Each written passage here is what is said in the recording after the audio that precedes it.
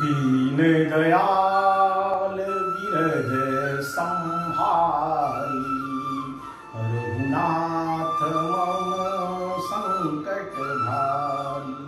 आत्मीय बंधुओं, मिशनशील में पहले दिन हमने धर्मशील की बातें की थी, दूसरे दिन अध्ययनशील मौनशील की बातें हुई थी और हमारे संतों ने, सनातन परंपरा ने मनुष्य को सुशील बनने के लिए, प्रगतिशील बनने के लिए, मनुष्यता जिसमें अपने चरित्र में आवे, इसके लिए जो अगला गुण होता है वह कर्मशील का होता है, क्रियाशील का होता है और बलशील होता है।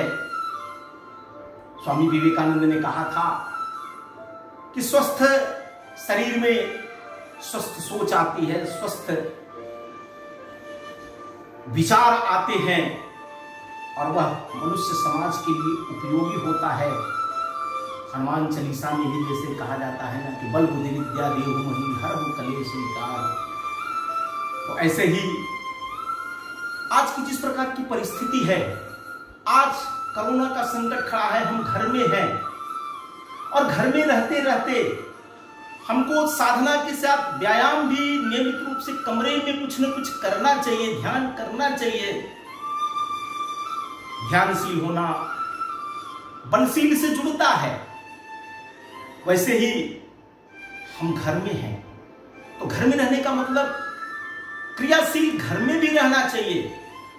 हम अध्ययन की तरफ बढ़ सकते हैं, हम कुछ नई सोच ले सकते हैं। और आज दुनिया घर में बैठ करके कहते हैं कि दुनिया मेरी मुट्ठी में है।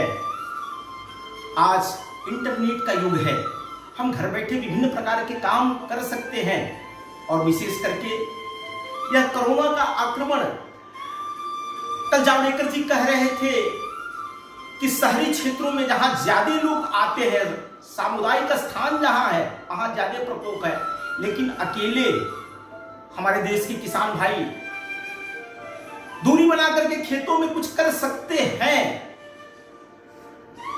घर में कुछ करना, भीड़ भाड़ न लगाना और ऐसे में अपने जीवन को आगे बढ़ाते रहना।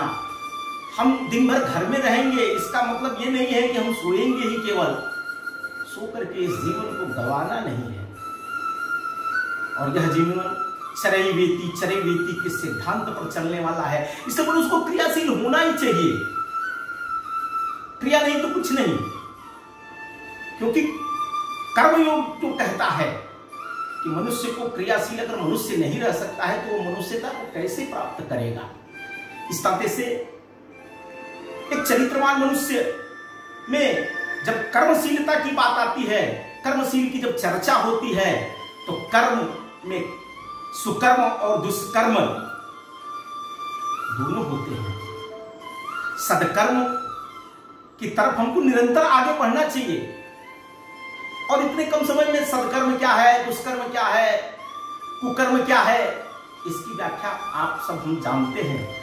एक प्रतीकात्मक रूप में कुछ बातें मैं आपकी स्मरण करा रहा हूं कि ऋषियों ने हमारे चरित्र निर्माण में किन किन गुणों की अपेक्षा किया है। क्या उनके मन में थी कि मनुष्य यानी सब योनियों में श्रेष्ठ यह जो ईश्वर ने रचना खड़ी की है, उस रचना में मनुष्यता के कौन कौन से गुण आने चाहिए। कहते हैं, राजा भर्तृहरि कहते थे कि शीलम परम भूषणम।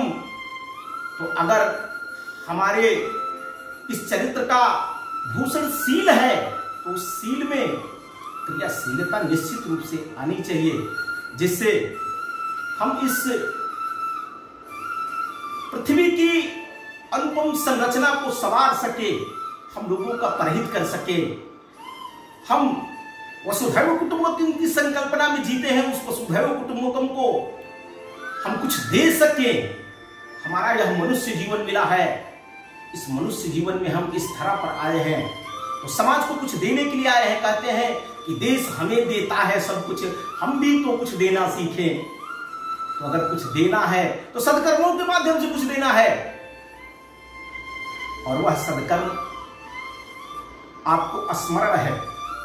इस नाते से आज शील के जब गुणों की चर्चा होती है तो उसमें क्रियाशील मनुष्य का होना, कर्मशील होना, यह प्रमुख भूमिका निभाता है और इसके सहारे ही दुनिया चलती है।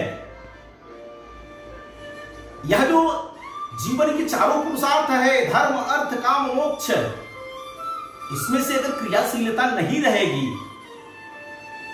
तो अपने जीवन में फिर रहेगा क्या? इस नाते से हम जिस साधना में लगे हैं, सुशीलम जगद्वेन नम्रम भवेत की जो हमारी संकल्पना है, जो हमारी प्रार्थना है, उस प्रार्थना में क्रियाशीलता है। चरैवेति का सिद्धांत है और इस सिद्धांत पर हम निरंतर आगे बढ़े, यही ईश्वर से प्रार्थना है। आप सबसे ही यही प्रार्थना है कि हम सब क्रियाशील बने और सत्कर्मों की तरफ आगे बढ़े। और आज जिस प्रकार की वैश्विक आपदा की स्थिति में है, घर में रहते हुए भी सत्कर्मों की तरफ बढ़े, कुछ नया करें, इस दुनिया को देने के लिए कुछ नया निकाले, यही आप सबसे प्रार्थना है। प्रणाम, जय हिंद।